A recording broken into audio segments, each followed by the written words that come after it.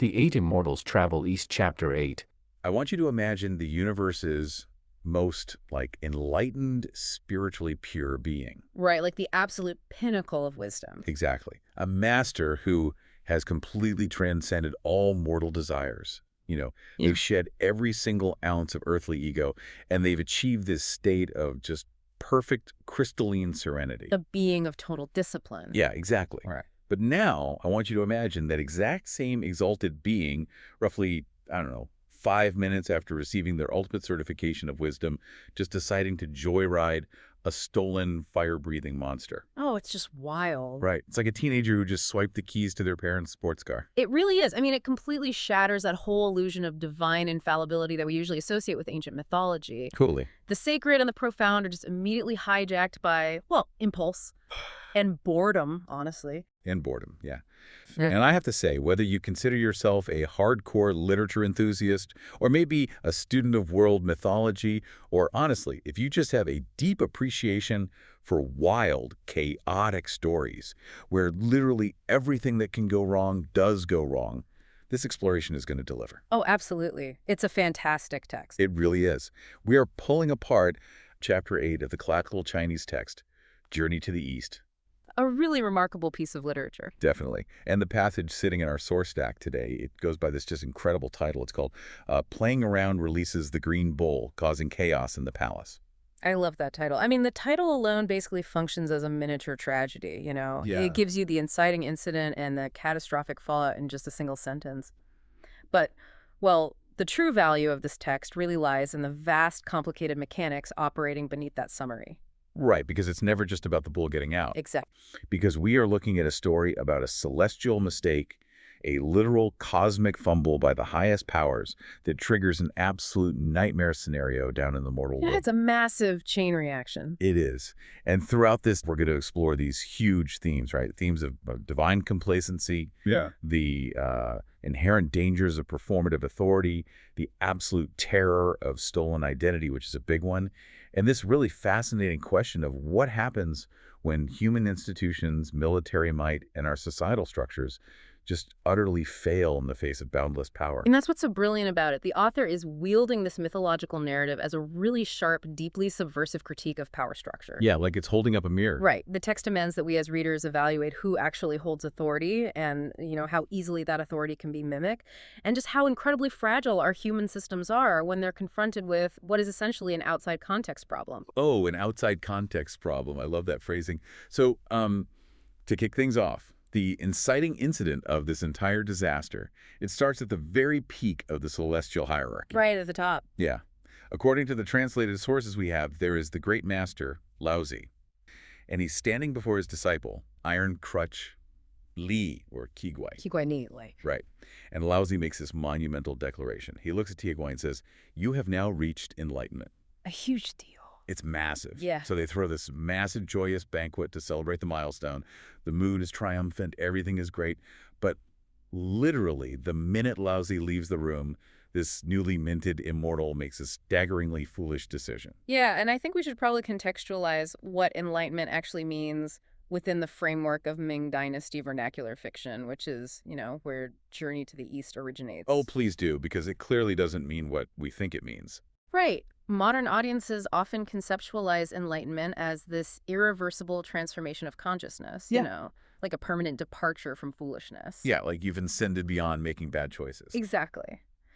But in the bureaucratic cosmos of this specific literature, enlightenment often functions more like a civil service rank or a graduation certificate. Right, really? Like a diploma? Sort of, yeah.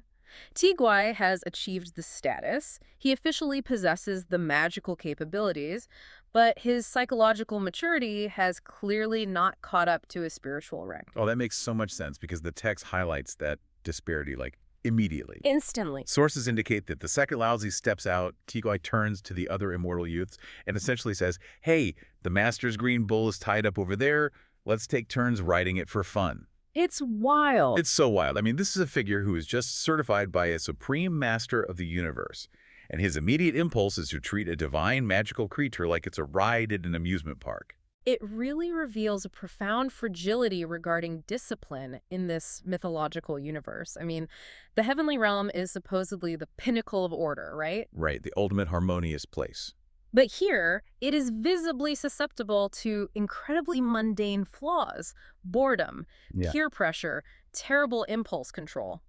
The text is establishing really early on that the divine is simply not exempt from negligence. Yeah, they are just as prone to goofing off as anyone else. And I want to look closely at how the escape actually happens because the catalyst for it is incredibly specific and honestly pretty bizarre. It really is. So Diego steps up to the green bull. He unties the ropes. He undoes the chains. He is fully preparing to mount the beast. But the bull doesn't just wander off because it's untied. No, not at all. The sources specifically say the animal takes one look at Tiguai's, quote, crippled and ugly physical appearance, and it is just consumed by terror. The bull completely panics. And that inclusion of Tieguai's appearance, it's a masterful touch of comedic irony, but it's intertwined with disaster. Yeah, why does he look like that if he's an enlightened immortal? Well, to understand why the bull reacts this way, we have to look at the broader mythology of Tiguai. Okay. He is one of the famous 8 immortals, and his origin story is fascinating. It involves his spirit leaving his original, apparently quite handsome body to go visit the heavens. Okay, an astral projection kind of thing. Exactly. But while he was gone, a disciple mistakenly thought he was dead and actually burned his physical body. Oh, no. Yeah. So when Tiguai's spirit returned, his body was ashes. He had to inhabit the only available vessel nearby, which happened to be the fresh corpse of a starved, crippled beggar. Wow, okay. That is intense. Right. So he is immensely powerful spiritually, but physically he is considered grotesque in this context. So you have this majestic, terrifying celestial beast, right? This creature of immense power, and it is essentially jump-scared by the very guy trying to tame it. Jump scared is the perfect way to put it. The contrast is just startling. The beast breaks its tethers with an impact that the text describes as, and this is a quote, heaven collapsing and earth splitting. Oh my God. Just from being startled. Yes. It shatters its chains not out of malice or anger, but out of sheer, unadulterated fright at Tiguai's face. And then it just bolts out of the heavenly gates entirely. That is amazing. And for you listening, I mean, the analogy that comes to mind, it's like a parent handing their teenager the keys to the house after praising their maturity, right? Right. And then 5 minutes later, that same teenager tries to hotwire the parent's vintage, highly unstable sports car, only for the car's high-tech security system to totally freak out and drive itself through the garage door. That is exactly what happened. It's just a total disaster. So Tiguai and the youths, they spend half the day chasing this animal through the clouds, just failing completely to catch it. They don't even get close. Right. And then they resort to arguing and pointing fingers at each other, engaging in the most petty human blame game imaginable. Total frat house behavior. Exactly. And then Lousy returns. Yeah. The youths are forced to confess. And Lousy's reaction, it fundamentally shifts the stakes of the entire narrative. Yeah. Because he reveals that this isn't just a wandering farm animal. The green bull has a terrifying history. Right. Lousy reprimands them severely, and it brings the sudden, chilling reality to their little antics. Yeah, the fun stops real quick. He explains to them that the bull previously escaped into the mortal realm and caused, quote, many disasters. Not just one disaster, many. Exactly. The heavenly host had to expend immense effort and manpower to track this creature down and secure it the first time. That prior devastation is the very specific reason Lousy had the beast bound in chains in the first place. It was locked up for a reason. Right. So by releasing it just for idle play, Lousy warns them, they have unleashed an unknowable scale of destruction upon the human world. He literally tells them their sin is immense. So we have a highly dangerous, repeat offender cosmic weapon that was securely locked away, and it was let loose simply because these enlightened beings got bored. It's incredible negligence. It really is. Yeah. And I am honestly fascinated by how heaven manages this massive security breach. Like, the cosmic justice that gets dispensed here feels so clinical. Oh, it's entirely clinical. The heavens in this mythology, they operate on a strict, almost managerial ledger system. A ledger system, like accountants. Exactly like accountants. There is no agonizing over the philosophical weight of the sin here. There is only administrative punishment. Wow. Lousy simply orders the immortal youths to be physically caned. Just caned, and that's it. Yeah. And Tiguai, as the primary instigator, he gets demoted. He is banished to the mortal realm for 100 days.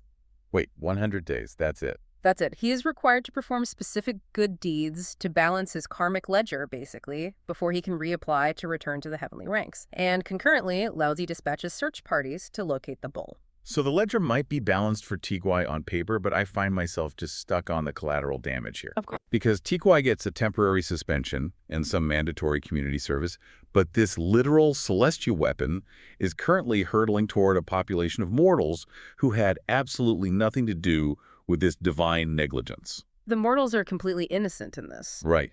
The heavens are tallying up their spreadsheets while the humans are about to face the apocalypse. And that tension is central to the author's world building. The divine realm creates the catastrophe through sheer carelessness, applies a quick bureaucratic bandage to its own personnel, and then just leaves the vulnerable mortal realm to suffer the actual physical consequences. Wow. Okay, so that perfectly brings us to the trajectory of the green bull itself. Because the beast escapes the heavens, and the text says it moves. I love this phrasing, like a dragon returning to the sea, like a tiger returning to the mountain. It's in its element. Yeah. It heads toward the western regions. Now, it has the entire expanse of the mortal world to hide in, but it is stopped dead in its tracks by this massive sensory explosion. The author paints an incredibly vivid, just overwhelming picture here of the kingdom of Dafan. Dakin. And where is that exactly in this context? Well, in ancient Chinese texts, Daikin often referred to the Roman Empire, or sometimes just the general exoticized Western regions. Right, got it. So it functions here as a fantasy landscape of just extreme wealth and indulgence. The bull is galloping through the night sky when it is suddenly halted by the sheer volume of human celebration happening below. Yeah, the source material details this night banquet hosted by the king of Dickin with incredible lushness. Like, for you listening, try to picture this. The bull is up in the sky, and it hears drums and woodwind instruments that are literally, quote, shaking the sky. The volume must have been incredible. Right, and then it looks down and sees this glaring lantern light radiating an auspicious glow that the text says actually rivals the stars. It's blinding. Yeah, and there is incense smoke curling up so high from this party that it physically touches the clouds where the bull is hiding. It's a complete sensory assault. The banquet features the absolute extremes of culinary luxury, spanning the rarest delicacies of both water and land. Just a massive feast. And the text specifically highlights the, quote, beautiful dancing women from Yan and Zhao. Now, historically in Chinese literature, those regions were famous for producing highly talented entertainers. Oh, interesting. Yeah, their graceful sleeves are described as moving like spring winds around the tables, accompanied by singing voices that are so enchanting they are said to wrap around the carved wooden beams of the palace ceiling. I mean, the imagery is just stunning. But the summary the author provides for this scene is really vital. The text defines this gathering as the ultimate royal joy and the greatest happiness in the human world. The absolute peak of earthly pleasure. Exactly. So we have this magical, fire-breathing beast from the highest echelon of the universe, and it is completely mesmerized by a human party. It's drawn right in. Yeah, the text gives us the bull's actual internal monologue here, stating its stubborn, playful heart is awakened. The bull says to itself, and I quote, "This place is so happy. If I don't live here, where else would I go?" Which forces us into a massive reevaluation of the hierarchy between heaven and earth. How so? Well, one assumes the heavenly realm is the ultimate paradise, right? You think heaven is the best place to be. Yeah, obviously. Yet a creature native to that paradise is instantly captivated by human excess. It implies that the mortal world has engineered an environment of such extreme concentrated hedonism that it acts as an irresistible magnet for celestial chaos. Oh. Human indulgence is so potent it can corrupt heavenly creatures. That is a wild thought. But I have to ask, is the bull just an opportunistic hedonist, though? What do you mean? Well, finding a great party and wanting to, crash it and stay is one thing. But the actions the bull takes next, usurping a kingdom, violently imprisoning the queen, they feel incredibly malicious. Is there an element of, vengeance against authority happening here rather than just simple indulgence? That's a great question. Let us examine the mechanics of the bull's desire here. Because the bull isn't merely seeking to taste the wine or listen to the music from the shadows, right? No, it wants front row seats. More than that. It recognizes that the ultimate royal joy is fundamentally linked to the ultimate royal power. Oh, I see. It seeks dominion because dominion is the prerequisite for that level of indulgence. The hedonism requires an architecture of absolute control to sustain it. The beast isn't trying to destroy human authority, it wants to wear it. Oh, wow. It wants the VIP pass, and the only way to get it is to become the host. Precisely. And the method it uses to secure its place at the head of that banquet is terrifying. So the bowl sneaks into the inner palace, and using its boundless magic, it kidnaps the actual King of Dakin. Right out of his own home? Yeah, it snatches the monarch away in the dead of night, transporting him 20 miles outside the city walls, and then just unceremoniously dumps him under a twisted pine rock in the middle of the wilderness. Just discards him. Completely discards him. And having removed the true king, the monster flies back down and assumes the exact, flawless physical form of the monarch. And the usurpation is an absolute success. The monster perfectly mimics every physical contour, every single facial feature.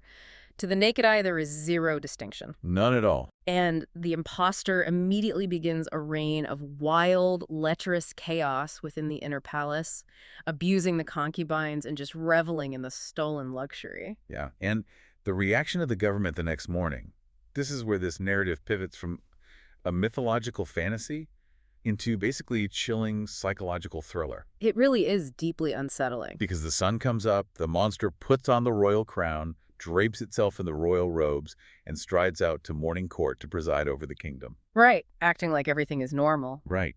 And the ministers, these highly educated officials who are running the state, they look at this creature. They see the familiar face, they see the golden robes, and they simply bow. They accept his authority without a single question. It's a devastating critique of how societies recognize and submit to power. The ministers are responding exclusively to symbols. They're just looking at the packaging. Exactly. They are trained to obey the crown, the architecture of the throne room, and the physical visage of the ruler. They possess no mechanism for interrogating the actual substance of the leader sitting before them. They are blindly validating that packaging. I mean, for you listening, think about this. It is the ultimate ancient deepfake. That's a perfect analogy. Yeah, like if we consider how a modern deepfake operates, right?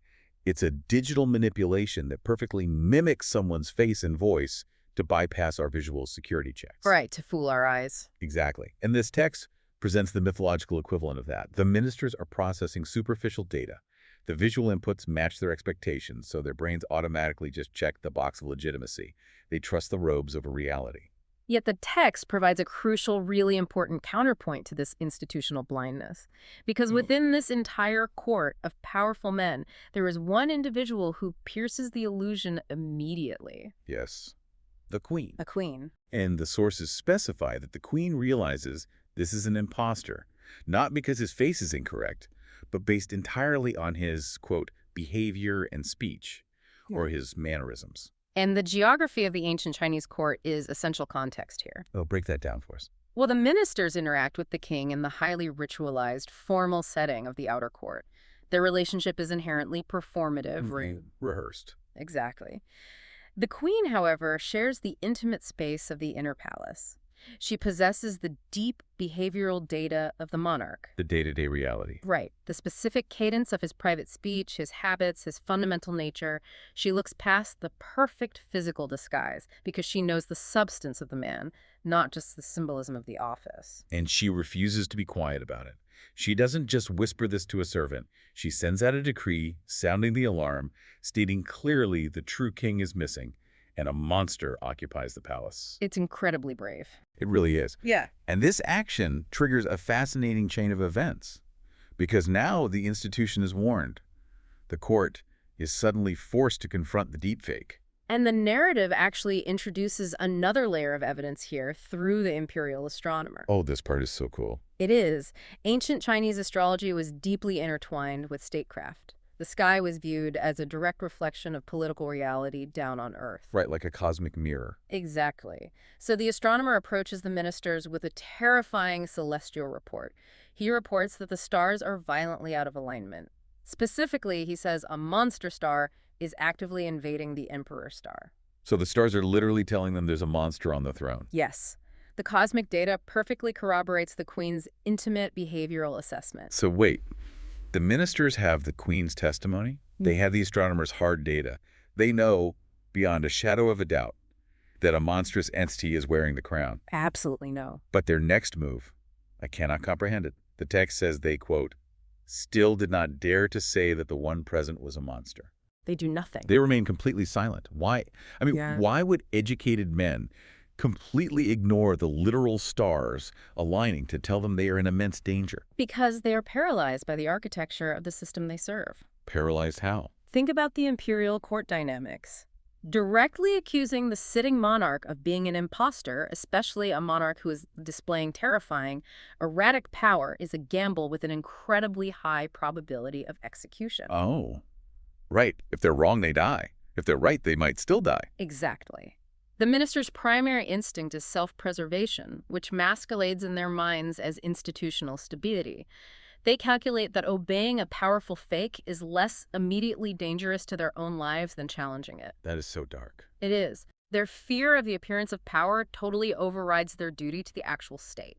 It is a sociological nightmare. Yeah. The truth is known, but the system's just too cowardly to act on it. And we really have to contrast their paralysis with the Queen's courage here, because she doesn't back down. Yeah. She continues to loudly call out the imposter. But the Monster King, he retaliates. He throws her into what the text calls the cold palace. And the term cold palace or Lenggang requires some explanation, I think. Yeah, what does that actually mean? Because it sounds like a freezer. Right, it wasn't necessarily a specific freezing building. It was a designation for any obscure, neglected quarters within the imperial complex where out-of-favor royal women were banished. Okay, so like a storage closet for people. Tragically, yes. It meant total isolation, a complete stripping of status, no attendance, and zero comfort. It was a psychological prison. The queen is punished with social annihilation purely for speaking the objective truth. That is heartbreaking. And the chilling coda to her imprisonment is the reaction of the other women in the palace. Because once the truth teller is locked away, the remaining concubines witness the monster's ferocity. And the text uses a very specific term here. Yes, the term is Wei Young. Wei Young. Right. It translates to terrifying power, sheer martial ferocity, or intimidating might. The monster establishes dominance not through any kind of legitimate rule, but through Wei Yang. Pure force. Exactly. The other women submit completely out of pure, unadulterated terror. The deepfake solidifies its control by silencing the only voice capable of identifying it, and then ruling the rest of the palace through fear. So we have this capital city that is just paralyzed by terror. Yeah. An institution failing completely to protect its people. And a literal monster throwing a massive party while wearing the king's face. A complete systemic collapse. Total collapse. But while all this high-stakes political drama unfolds in the palace, the text actually shifts our focus 20 miles away, back out into the wilderness. Right, back to the real king. Because we have to ask, what is happening to the actual king of Dakin? The author brilliantly juxtaposes here. You have the horrifying delusion of power operating in the capital contrasted with the humiliating physical reality in the wilderness. Right. So a humble woodcutter is walking through the remote mountains when he hears a voice screaming for help. And he follows the sound. He does. And he finds a man in full royal regalia. The intricate robes, the crown, the whole outfit just screaming into the void.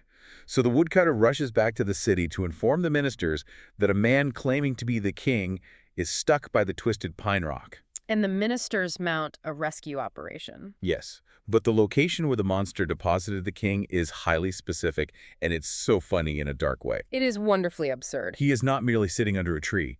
He is stranded high up on the face of a steep, towering cliff. Right, the physical elevation sort of mirrors his former high status, but functionally it leaves him utterly, completely helpless. Yeah, he can't move. No. The ministers arrive, and they quickly realize they cannot simply walk up to him. They are forced to construct a wooden frame, secure a massive basket, attach it to a thick rope, find a supremely strong man, and physically lower this basket down the cliff face just to scoop the monarch up like groceries. The imagery is incredibly striking. I mean, think about it. This is the supreme ruler of Dakin, the man who supposedly commands the ultimate royal joy. The most powerful man in the world. Right. And his reality in this moment is dangling over a precipice in an oversized laundry basket, completely reliant on a laborer holding a rope. It strips away every single ounce of his supposed divinity and dignity. You would really assume that an experience of such profound vulnerability would induce a moment of reflection, or maybe humility. You would hope so. The king has experienced firsthand that his earthly authority could not protect him from being plucked from his bed like a pebble.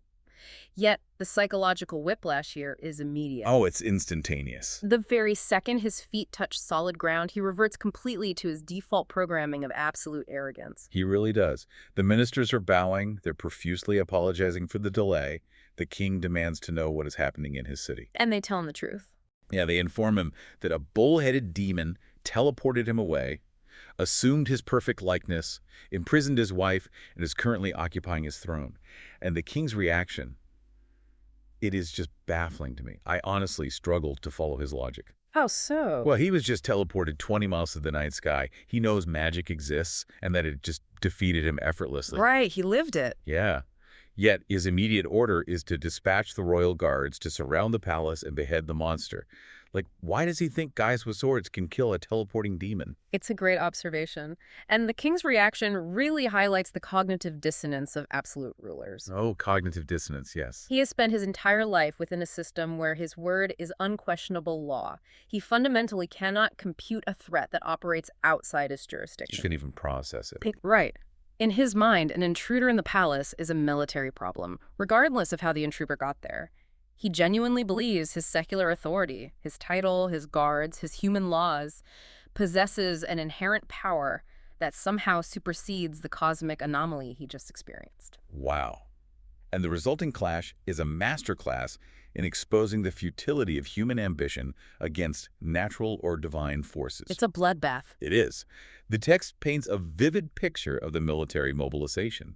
The king and his ministers, notably, supervise from the safety of the rear. Of course they do. Of course. The royal guards march forward. The author notes their flags are shining brilliantly in the sun, and they bring heavy artillery. They wheel out actual cannons, creating a heaven-shaking noise as they prepare to breach the inner palace. And that anachronistic inclusion of cannons in a mythological text is highly significant, Oh, why is that? because it represents the absolute zenith of human destructive capability. The king isn't just sending guys with swords. He is bringing the ultimate technological and military force his civilization can muster. He is throwing the full weight of the human state against this anomaly. But it doesn't matter at all. The human army arrives with artillery, complex battle formations, and strict martial discipline. And the monster inside the palace doesn't even bother to pick up a physical weapon. It doesn't need to. No. The source material states that the demon simply gives a massive, thunderous shout and breathes out a tidal wave of fire.